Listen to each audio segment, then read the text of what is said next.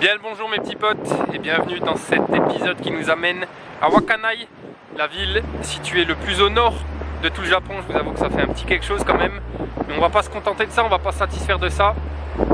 On va rejoindre le point le plus septentrional du Japon, à savoir le Cap Soya.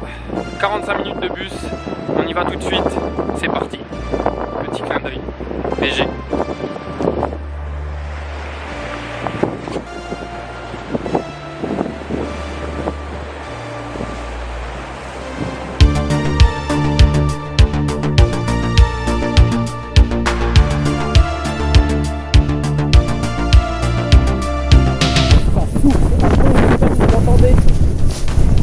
C'est un peu le bordel là et on a fait une chouette rencontre dans le bus. Ici, 15 ans passionné de train et il parcourt le Japon à la suite de sa passion dès qu'il a un peu de temps libre. Donc très courageux de faire ça à 15 ans.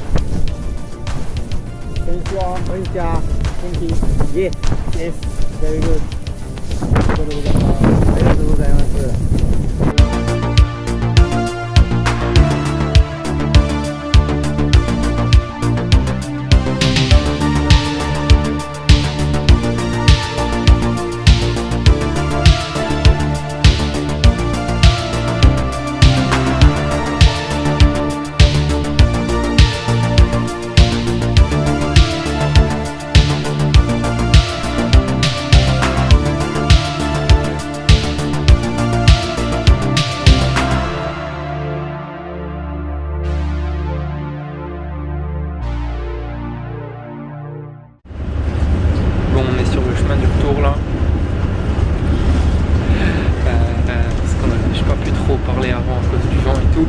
Et du bruit, non, c'était juste pour dire que faire ce que Ishii fait à son âge, c'est admirable, franchement, suivre sa passion comme ça et voyager, il faut avoir le courage. Donc, franchement, chapeau à lui. On rentre sur Wakanai là, puis on va bien voir ce qu'on va pouvoir faire. Alors, on va en profiter d'être plus proche de la Russie pour goûter à la nourriture russe au restaurant Peshka.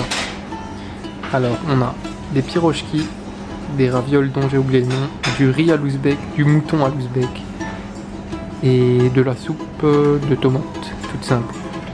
On commence par les ravioles. Ouais, c'est bien, ça se rapproche des dumplings chinois. C'est un peu plus consistant tout de même.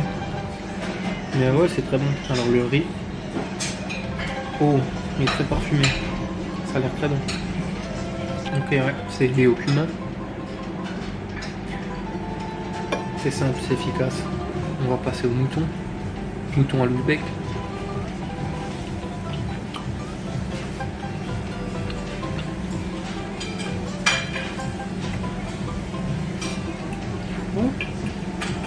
C'est pas mal, ça ressemble aux brochettes de mouton qu'on peut trouver dans les couscous. C'est assaisonné simplement. C'est ça que j'avais envie de vous montrer, de faire goûter les pirochki. Alors je sais pas quelle est la différence avec les pierogies polonaises. Enfin les pierogies polonaises ça ressemblerait plutôt à ces ravioles.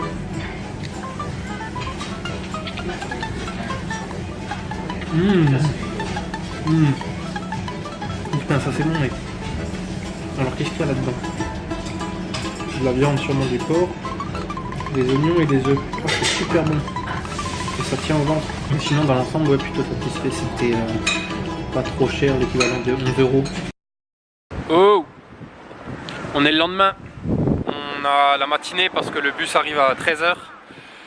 Donc on va se balader dans Wakanai un peu tranquillement. Les corbeaux sont de la partie, je sais pas on les entend, si on les entend, mais ils rôdent. Ils guettent le moment opportun pour fondre sur leur proie.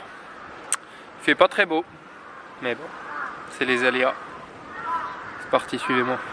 Faut que j'arrête avec ces clins d'œil, c'est ridicule. On commence la petite balade par le temple Koyasan Saihoku Daishi. SMR Beatmaking.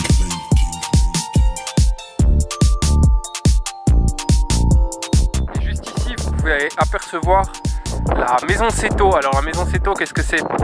C'est l'ancienne demeure de Monsieur Seto. nom, je suis un vrai monsieur Seto, qui était de l'organisation TA Kino, organisation qui a contribué au développement de la ville, puisque la ville c'était un marchand avec la Russie, mais également une plateforme diplomatique. Et tout ça il y a 150 ans environ. Bien, et à 5 minutes de là, on a le musée Karafuto de Wakkanai. Karafuto, c'est l'autre nom, enfin c'est le nom japonais de Sakhalin. En fait, c'est plus qu'un musée, c'est un peu un centre d'exposition, c'est gratuit, c'est aussi un centre commercial. On y retrouve plein d'objets de la période d'après-guerre et c'est super intéressant. Alors on y trouve des jouets, des appareils photo, des appareils électroménagers, les premiers magazines de prépublication de manga, des cigarettes et d'autres choses. Super sympa, ça permet de voyager à travers l'histoire. Ah et j'oubliais également un marché aux poissons.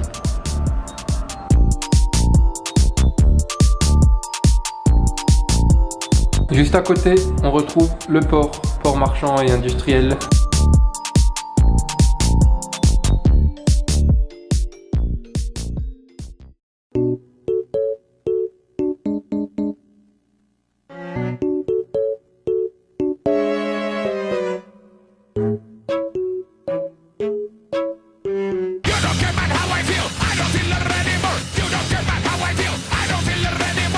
On retrouve aussi le temple Taikeiji, plus au nord.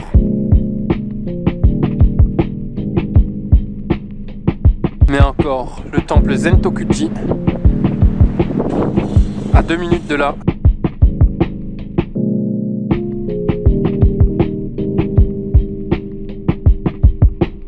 Ou encore l'impressionnant et coloré temple Hokumon.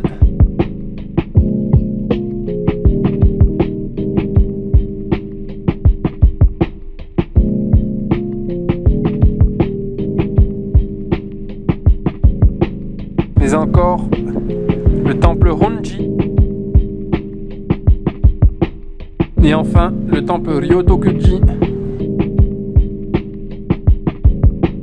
Alors en temps normal ces collines sont accessibles, il y a des super balades à faire apparemment, mais à cause des conditions météorologiques, le vent notamment qui souffle de dingue là en haut et les chutes de neige trop importantes, tout est bouclé, c'est dommage. Bien, on arrive à la fin de ce périple à Wakkanai et à Hokkaido également. On va rentrer à Sapporo. Wakkanai, j'ai bien aimé, même s'il y a une atmosphère assez particulière, une ambiance un peu post-apocalyptique. J'espère que les vidéos seront de qualité, malgré les conditions qui étaient horribles. Je vous l'assure, c'était chiant de filmer, les doigts gelés, etc. Mais bon. J'espère que ça va bien rendre quand même. Je prends plus en plus de plaisir à faire des vidéos. Je pense que je m'améliore petit à petit. Arrêtez-moi tout de suite si je me trompe. Enfin en tout cas j'espère que je m'améliore. Je sais, on va dire que je sais de mieux en mieux quoi filmer et comment le filmer. Donc c'est un vrai plaisir de faire ces vidéos. Voilà, petite séquence émotion terminée. On se retrouve très bientôt. J'espère que ces vidéos de mes aventures à Hokkaido vous ont plu, vous ont intéressé et vous ont éventuellement donné envie de visiter cette île au nord du Japon qui vaut vraiment le détour, je vous l'assure. Sur ce, je vous laisse, je vais prendre le bus. Je vous fais de gros bisous, portez-vous bien, prenez soin de vous et puis à très bientôt.